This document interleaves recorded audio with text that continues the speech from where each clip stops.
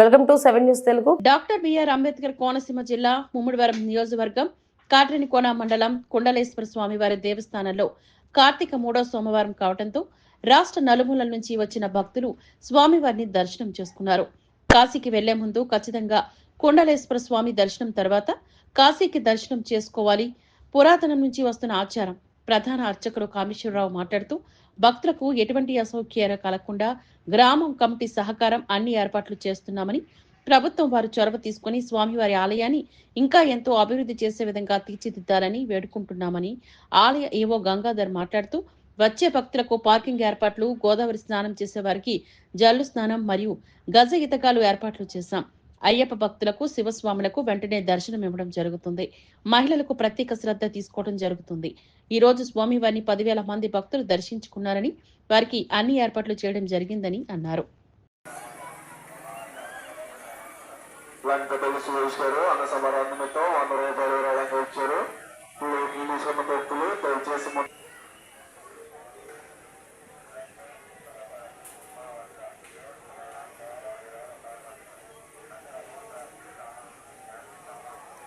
శివాయ శ్రీ పార్వతీ కుండలేశ్వర స్వామి నమః. అది కుండలేశ్వర క్షేత్రం అండి. అద్భుతమైన క్షేత్రం ఇది. ఈ నదీ స్నానం ప్రాముఖ్యత తెల్లవారుజాము నుంచి 2 గంటల నుంచి కూడా భక్తులు విశేషంగా వచ్చి నదిలో స్నానం చేసి స్వామివారిని విశేషంగా దర్శనం చేసుకుంటున్నారు. ఇక్కడ పంచాయతీ వారి అవుతానండి, ఇండి మన దేవాదాయ ధర్మ శాఖ అవుతానండి. ఇక్కడ రేవులో మంచి ఏర్పాటు చేశారు. గోదావరి దగ్గర స్నానం వీలుగా ఉండేలాగా చల్లు స్నానం ఉంది. అదేవిధంగా రేవులో స్నానం చేయడం వీలుగా ఉంది. అదేవిధంగా ఇక్కడ పూలేలు కట్టించారు. వచ్చిన భక్తులందుకు ఆ సౌకర్యం లేకుండా ఆ సౌకర్యం కలిగించేలాగా నీళ్లు మంచినీళ్ళు ఇవ్వడం జరుగుతుంది. ఎక్కడ కూడా సౌకర్యాలు లేకుండా స్వామివారికి గ్రామస్తులందరూ కలిపి అన్న సమారాధన కార్యక్రమం చేశారు. దాతల ద్వారా ఇటువంటి కార్యక్రమం దిగ్విజయంగా జరుగుతుందని చెప్పి గ్రామస్తులు చాలామంది ఇక్కడ స్వచ్ఛందంగా వచ్చి సేవ చేస్తున్నారు. అదేవిధంగా పోలీస్ శాఖ వారు కూడా వచ్చి చేస్తున్నారు, సేవలు చేస్తున్నారు. భక్తులందరూ వచ్చి చేస్తున్నారు. దేవస్థానంలో ఫర్దర్గా దేవస్థానం నుండి ఏమన్నా కొంత ల్యాండ్ అయితే ఉందో, వచ్చిన ల్యాండ్ అంతా డెవలప్మెంట్ ఎందుకు లేదు? ఫర్దర్గా ఇప్పుడు వచ్చిన భక్తులు ఎవరికి కూడా ఇక్కడ సరైన ఫెసిలిటీ లేదు. ట్రాఫిక్ కానీ పెట్టుకోవడానికి వెహికల్స్ పార్కింగ్ కానీ అలాంటిది ఏం లేదు. ఎందువలన? చాలా చిన్న గ్రామం అండి. ఈ గ్రామం ఇప్పుడిప్పుడే ఈ దేవాలయం అభివృద్ధి చెందింది. మాకు రోడ్లు వెడల్పు చేయాల్సింది. మీ ద్వారా ప్రభుత్వాన్ని కోరుతున్నాం. రోడ్డు వెడల్పు చేయాలి. కాట్రేనికోన నుంచి కుండలేశ్వర రోడ్డు కూడా డబుల్ రోడ్డు వేయాల్సి వస్తుంది. అదేవిధంగా చుట్టూరు దేవాలయం చుట్టూరు ఉన్న ఆక్రమించుకున్న వాళ్ళందరికీ తొలగించి వెడల్పు చేయాల్సి వస్తుంది. ఇక్కడ పార్కింగ్ ప్లేస్లోటి లేవండి. అదే పార్కింగ్ ప్లేస్లు పంచాయతీ ద్వారా మేము అవి ఏర్పాటు చేయమని కోరుతున్నాం. అదేవిధంగా వచ్చిన భక్తులందరూ కూడా మీకు చెప్పినట్టుగానే సౌకర్యం ఉంది, కానీ లేదాను. ఎందుకంటే మాకు ఇరుకు ప్లేస్ చాలా ఇరుకు. దాని గురించి మేము చేయడానికి మాకు వీల్లేదు. ఇతర భవిష్యత్తులో ఇంకా చేయడానికి అవకాశాలు ఉన్నాయి కాబట్టి మేము చేయడం జరుగుతుంది. కాశీకి వెళ్ళినా చిన్న కాశీ వెళ్ళారా అన్న మాట పురాతనం నుంచి నడుస్తూనే వస్తుంది. సో మరి ఇన్ని రోజులు ఎందుకు దీని మీద శ్రద్ధ పెట్టలేదు పేరు? ఇప్పుడు నెక్స్ట్ వచ్చే పుష్కరాలు ఉంటున్నాయి, వాటికి కూడా సరైన ఫెసిలిటీ లేకపోతే భక్తులు ఇబ్బంది పడే అవకాశాలు ఉన్నాయి కదా అన్నట్టు ప్రజలు ఆరోపిస్తున్నారు. మామూలుగా భక్తులు ఆరోపిస్తున్నారు. దాన్ని మీరేమంటారు? పూర్వాల నుంచి కూడా క్షేత్రం అద్భుతమైన క్షేత్రమే. కానీ ఏంటంటే ఈ మధ్యకాలంలో పరమేశ్వర చాగంటి కోటేశ్వరం చెప్పిన తర్వాత ఇంత జనసమూహంతో పెరిగింది. పూర్వాల నుంచి ఉంది.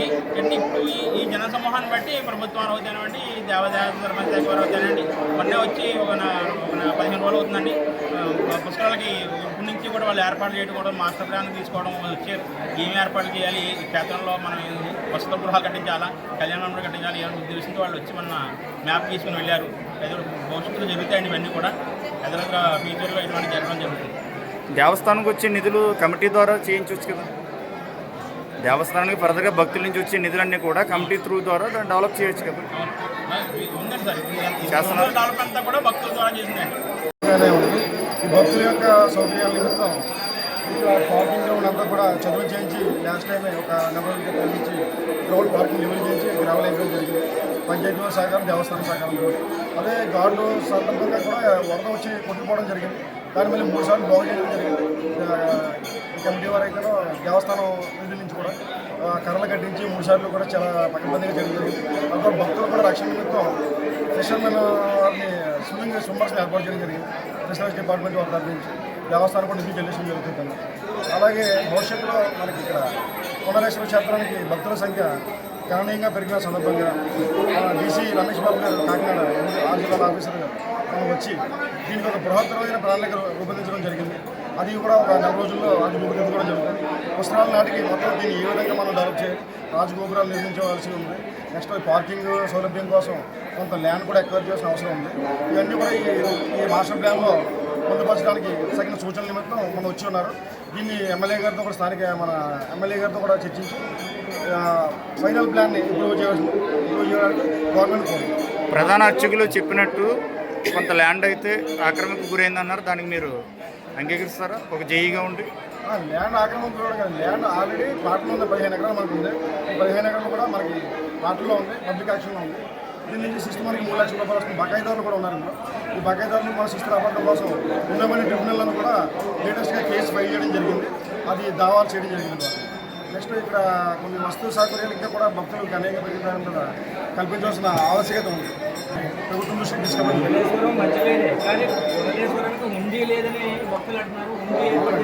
అవును, ఈ సమస్య అనేది నిజమే. ఎందుకంటే ఇక్కడికి వచ్చిన భక్తులందరూ కూడా 100 మందిలో ఒక 90 మంది వరకు కూడా ఉండి మేము మొక్కుకొని వచ్చాము. ఉండి ఏదైనా మమ్మల్ని అడుగుతున్నారు. దానికి మేము పైకి కమిషనర్ రిపోర్ట్ రావడం జరిగింది. ఈ గ్రామస్తులు మా అర్చక స్వాములందరినీ కూడా సహకారంతో మేము త్వరలోనే ముందు పెట్టాలి.